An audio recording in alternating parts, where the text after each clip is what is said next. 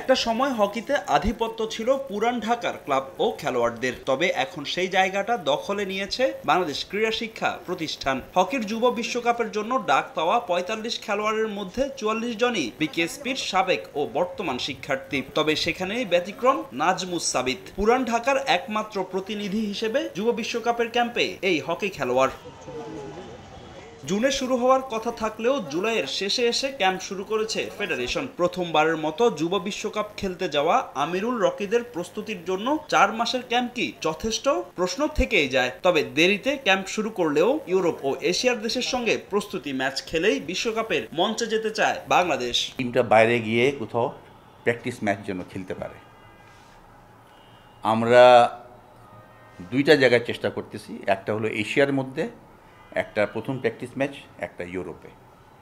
কেন আমরা ইউরোপে যদি না খেলতে পারি বা ইউরোপিয়ান টিমের সাথে না খেলতে পারি, ওদের খেলার ধাঁচ, ওদের চিন্তাভাবনা আমাদের প্লেয়ারদের মধ্যে ঢুকাইতে হবে। কোচটা খালি বুঝলে হবে না, প্লেয়ারদেরকে বুঝতে হবে কি তার অপোনেন্টটা কী জিনিস।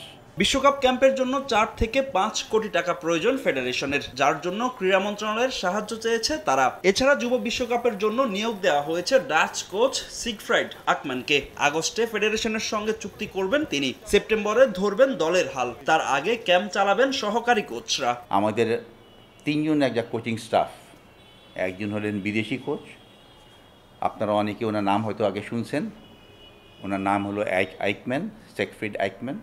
উনি জাপানের টিমেও কোচ করে জাপানকে উপরে উনি উঠাইছেন, অনেক বছর ছিলেন ওখানে। উনি ওমানের কোচ ছিলেন, উনি পাকিস্তানে কোচিং করছেন। বিকেএসপিতে একটা সবসময় প্ল্যান থাকে যে আমরা ফিটনেস লেভেলটা ৩২০০, কুপার টেস্টে ৩২০০ একটা লেভেল, ওই ধরে আমরা কাজ করি। তো এই যে ছেলেগুলি আছে ওরা অ্যাভারেজ ৩২০০ পর্যন্ত ওরা দৌড়াইতে পারে। এখন আমাদের যে হেড কোচ আসবেন এবং তারও একটা টার্গেট আছে, সেই টার্গেটটা ওনাদের সাথে আমরা কোচিং স্টাফ যখন বসতে পারবো, বসার পরে হয়তো আমাদের উনি একটা টার্গেট দেবে এবং সেটা নিয়ে আমরা কাজ করব। আরেকটু আগে সময় পেলে ভালো হতো, বাট যেটুকু সময় পাওয়া গেছে, মানে যদি প্রপারলি কাজে লাগানো যায়, প্ল্যানিং করে, অবশ্যই ভালো ফল পাওয়া সম্ভব।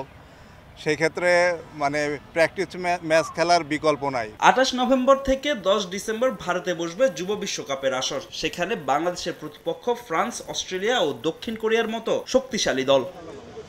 ফাহিম ইসলাম, সময় সংবাদ, ঢাকা।